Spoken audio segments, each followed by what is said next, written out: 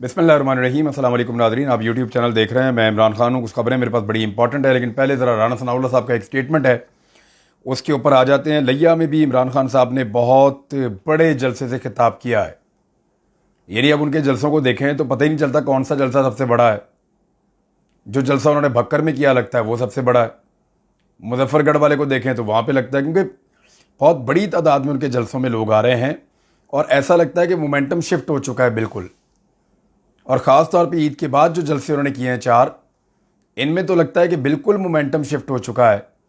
और जो एक जनूबी पंजाब का तासुर था कि वहाँ पे एस्टेब्लिशमेंट के खड़े हुए बंदे इलेक्शन जीत जाते हैं, या वहाँ पे घोड़े इलेक्शन जीत जाते हैं, या वहाँ पे PMLN जो है वो एक जमात की हैसियत से कुछ असर रखती है, वो सारा तासुर ख़त्म हो गया है। अगर आप मुल्तान को देखें तो वहाँ पे बड़ी ज़बरदस्त कंपेन है। मोटरसाइकिलें मंगा के PMLN के दफ्तर के बाहर खड़ी की हुई हैं। और उस पर जो ट्वीट है वो मैं आपको बता देता हूँ। ट्वीट क्या कह रहा है, ये नया पाकिस्तान वालों ने किया है कि कहाँ है इलेक्शन कमीशन, सलमान नईम को हार का खौफ, सलमान नईम खुलेआम सरकारी खजाने से वोट को खरीदने की कोशिश कर रहा है। 20 वोट दो, एक मोटरसाइकिल ले लो। एक गरीब मुल्क जिसको IMF भी कर्जा नहीं दे रहा, जिस हुकूमत के पास जहर खाने के पैसे नहीं हैं, इस हुकूमत की शाह खर्चियाँ। ये लिखा है जी नया पाकिस्तान वालों ने।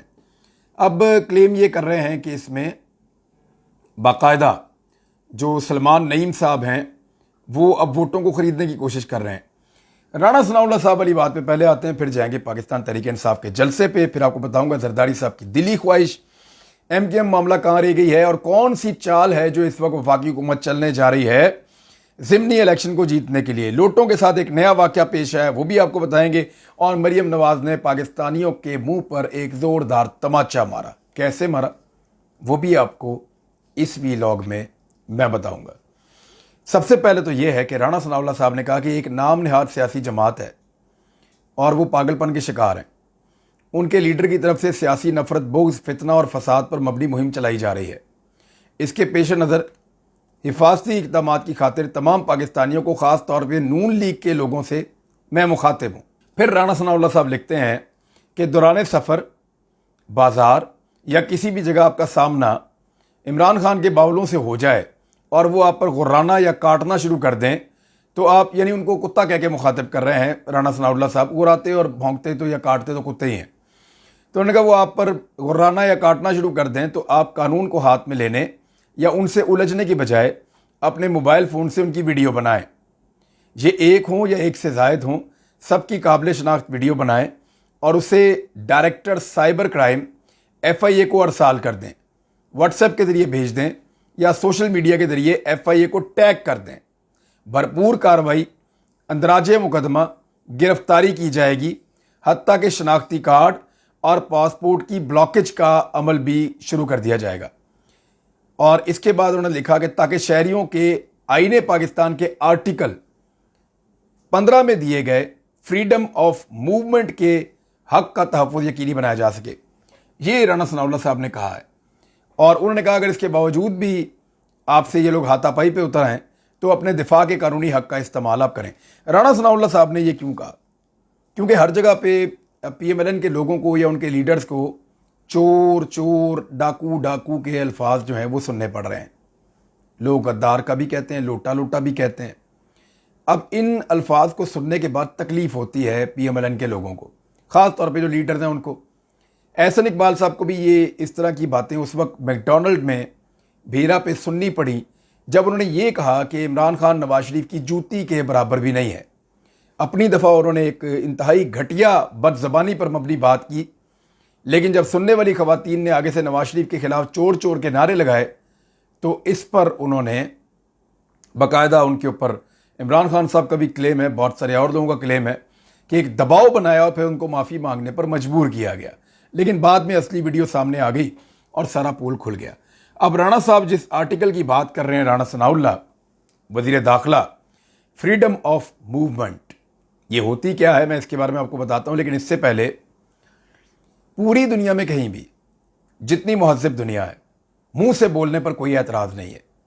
आप कुछ भी कहें, आपको लगता है वो आदमी चोर है, उसके ऊपर कोई एलिगेशन है, आप वो एलिगेशन दोहराएं, आप उसको जो कहना चाहते हैं आप कहें, लेकिन आप फिजिकल असॉल्ट नहीं कर सकते, आप उसके साथ लड़ाई नहीं कर सकते, उसका रास्ता ज़बरदस्ती आप रोक नहीं सकते, आप सिर्फ उसके साथ बात कर सकते हैं। नवाज शरीफ साहब के रास्ते में आए दिन लोग आते हैं और वो उनको चोर और डाकू और मुल्क का गद्दार कहकर बुलाते हैं। इसी तरह नवाज शरीफ साहब के बेटों के साथ भी यही होता है और उनके मुख्तलिफ रिश्तेदारों के साथ ऐसा बहुत कुछ बार बार होने की वीडियोस मौजूद हैं। यूरोप में जो लीडर्स जाते हैं उनके साथ अक्सर इस तरह के वाक़यात पेश आ जाते हैं।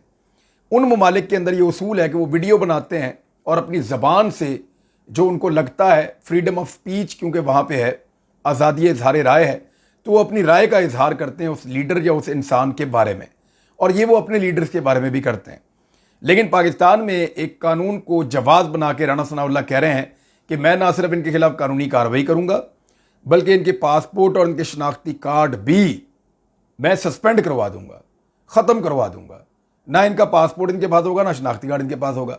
यानी अगर कोई शख्स किसी आदमी को देखे, पॉलिटिकल आदमी को, और उसको उसके ऊपर कोई एतराज़ हो कि ये बंदा चोर है या इसने मुल्क को लूटा है, तो वो उसको मुंह के ऊपर ये नहीं कह सकता कि आपने मुल्क को लूटा है।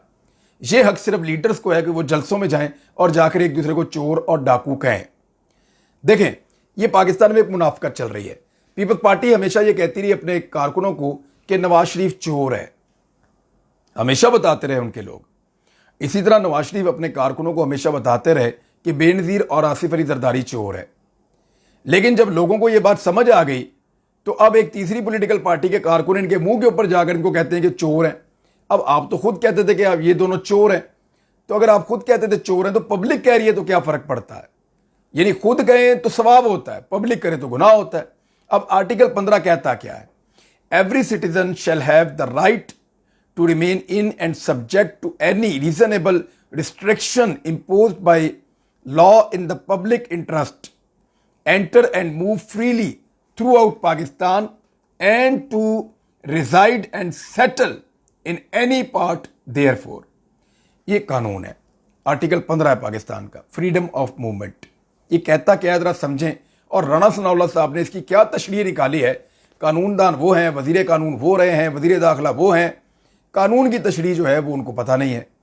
हर शहरी को यह हक हासिल होगा कि वो अवामी मफाद में कानून की तरफ से लगाई गई किसी भी माकूल पाबंदी के ताबे, यानी अगर कानून ने मना किया है तो वो तो एक अलग बात है।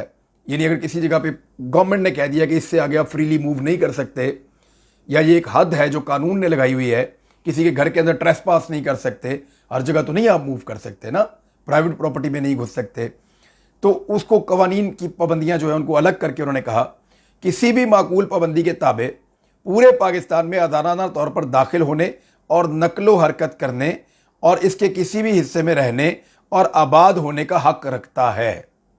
सादा, यानी अगर कोई ज़बरदस्ती किसी को जाते हुए रोक ले, हाथ से पकड़ ले या रुकावट डाल दे या उसको बांध ले, तो फिर तो आर्टिकल 15 हो गया वायलेट, फिर आप कार्रवाई कानूनी कर सकते हैं।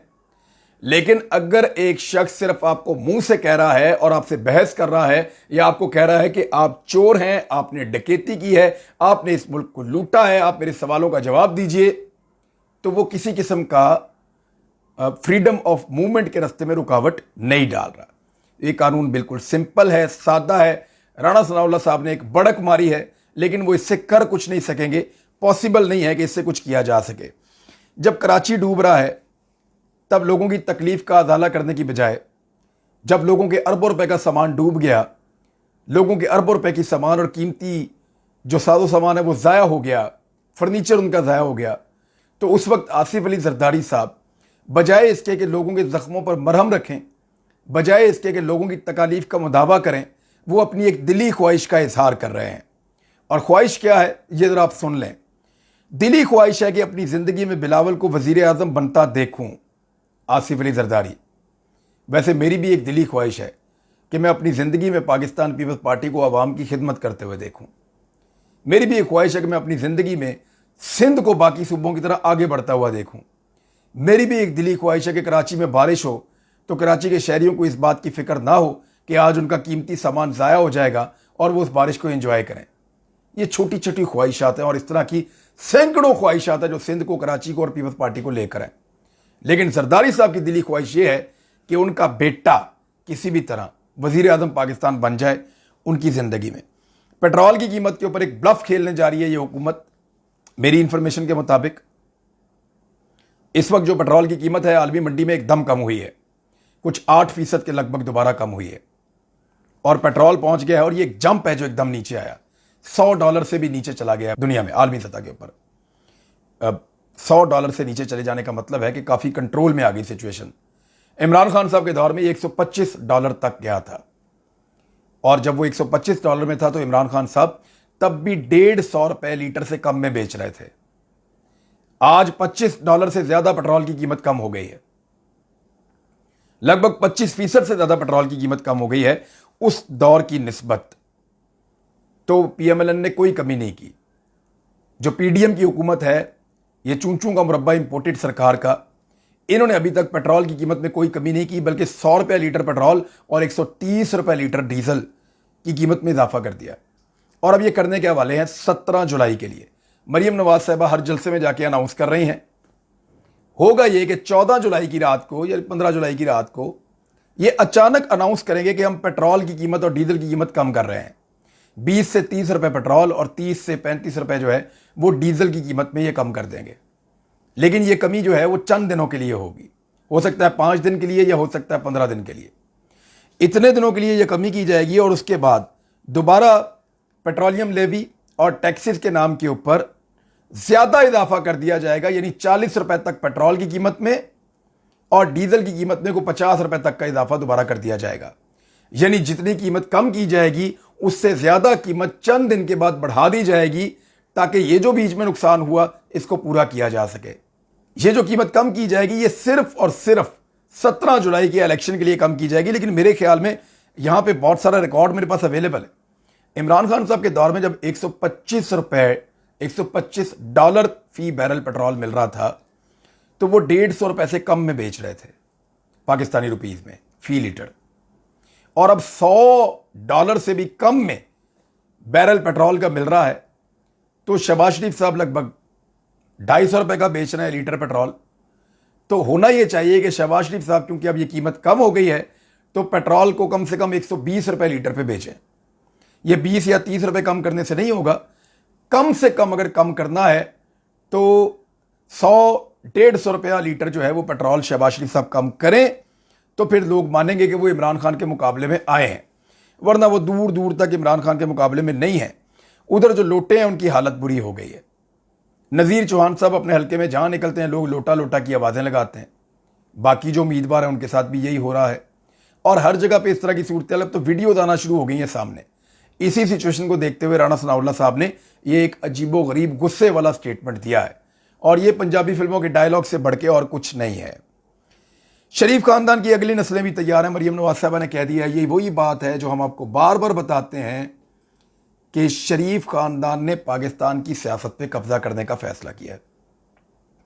मियाँ शरीफ वो अपने 2 बच्चों को सियासत में लाए, वजीर आला बनवाया, वजीर आजम बनवाया। फिर जो दोनों भाई हैं वो अपने बच्चों को सियासत में लाए। एक वजीर आला बनवा चुका है, दूसरे ने उसको सियासत में उतारा हुआ है, पार्टी के अंदर ओहदा दे दिया बहुत बड़ा, और अब वो अपने अगले बच्चों को तैयार कर रहे हैं। यानी मरियम नवाज ने जुनैद सफदर को तैयार करना शुरू कर दिया है पाकिस्तान में पॉलिटिक्स करने के लिए। यानी ये खानदान ये हक लेकर पैदा होते हैं सोने के चम्मच के साथ कि ये पाकिस्तानी अवाम के ऊपर रूल करेंगे। ये पीएमएलएन में काम करने वाले कारकुनों के मुंह के ऊपर एक तमाचा है, पाकिस्तानी अवाम के मुंह के ऊपर एक तमाचा है। इसलिए कि किसी आम घर का बच्चा या बच्ची वो सियासत में जितना मर्जी जोर लगा ले, वो अवाम की खिदमत में शरीफ खानदान पे सबकत नहीं ले जा सकता, क्योंकि वजीर आजम हो, वजीर आला हो या अहम तरीन ओहदे हो, वो सारे हमेशा शरीफ खानदान के पास जाएंगे। पार्टी भी उनके कंट्रोल में रहेगी और हर चीज़ उनके कंट्रोल में रहेगी। इमरान खान को उन्होंने ताना दिया कि तुम्हारा आगे कौन सी औलाद है, तुमने कैसे, तुम मर गए तो सब खत्म हो गया, हमारा तो खानदान चलेगा, नस्लें चलेंगी, और हमने तो अगली नस्लें जो हैं वो अवाम की खिदमत के लिए तैयार कर रखी हैं। यानी ये मौरूसी सियासत को बाकायदा एक जस्टिफिकेशन दी जा रही है और शर्म नहीं आती पाकिस्तान के अंदर उन सियासतदानों को जिनकी जूतियां घिस गई हैं काम कर करके, और वो इस मरूसी सियासत में इनके पीछे खड़े होते हैं हाथ बांध के, पहले दादा के पीछे, फिर बाप के पीछे, फिर उसके बच्चों के पीछे, और अब अगली नस्लों के पीछे भी हाथ बांध के खड़े हैं, चौथी नस्ल के पीछे हाथ बांध के खड़े हैं। तो ये है जी सूरत हाल, और ये मरियम नवाज साहबा का अंदर का सच बाहर आ गया है। दूसरी जानिब पाकिस्तान तहरीक इंसाफ की जीत को और कामयाबी को देखते हुए पुलिस का इस्तेमाल बहुत ज़्यादा हो गया है। पुलिस को मजबूर किया जा रहा है PMLN की जानिब से कि वो छापे मारें पाकिस्तान तहरीक इंसाफ के जलसों पे। ऐसा ही एक छापा रात गए मारा गया है, जहां पे असद खोखर के मुकाबले में नवाज ऐवान नामी पाकिस्तान तहरीक इंसाफ का कारकुन अपनी कैंपेन कर रहा था, और वहां पे एक शादी हाल के अंदर जलसा हो रहा था। बहुत बड़ी तादाद में वहां पे पुलिस वाले पहुंच गए और उन्होंने खींचातानी की, ज़ोदोकोप किया और जलसे को या जलसे के सारे माहौल को तबाह कर दिया। दूसरी जानिब असद खोखर अपनी कैंपेन खुलकर चला रहे हैं। एक भी वाकया, कोई एक भी छोटा सा इंसिडेंट, कोई एक भी छोटी सी चीज किसी जगह पर भी नहीं हुई ऐसी जहां पे PMLN के कैंडिडेट को मुश्किल पेश आई हो। लेकिन पाकिस्तान तहरीक इंसाफ के कैंडिडेट्स को दीवार के साथ लगाया जा रहा है, उनके जलसे रोके जा रहे हैं, उनके इज्तिमात रोके जा रहे हैं, कॉर्नर मीटिंग रोकी जा रही हैं, लोगों को हरासा किया जा रहा है, लोगों को गिरफ्तार किया जा रहा है। तो ये सारी कार्रवाइयां डाली जा रही हैं पाकिस्तान तहरीक इंसाफ को हराने के लिए। लेकिन इसके बावजूद आज भी सूरत हाल PMLN के खिलाफ और PTI के बहुत ज़्यादा हक में है, और इमरान खान साहब का ये जो लिया वाला जलसा है, इसने भी एक रिकॉर्ड कायम कर दिया। इतनी बड़ी तादाद में लोग थे कि हर तरफ ऐसे सर ही सर नजर आ रहे थे। तो ये फैसला हो चुका है सिर्फ धांधली की बुनियाद पर, ताकतवर लोगों को इस्तेमाल करते हुए। वो साबिक वज़ीर-ए-आज़म इमरान खान किसी मिस्टर X का नाम ले रहे थे, अब मिस्टर Y का नाम भी ले रहे हैं कि ये लोग धांधली कर रहे हैं। तो ये जो धांधली है, इसके जरिए से हालात बेहतर नहीं होंगे, मजीद खराब होंगे। लोग ज्यादा गुस्सा करेंगे, लोग ज्यादा रिएक्शन देंगे, और धांधली करने वालों, करवाने वालों, सहूलतकारों को भी, तमाम लोगों को इसका नतीजा भुगतना पड़ेगा, और उन सब के ऊपर कीचड़ उछलेगा। तो नाज़रीन, अब तक के लिए इतने ही। अपना ख्याल रखिएगा, अपने इस चैनल का भी। अल्लाह हाफ़िज़।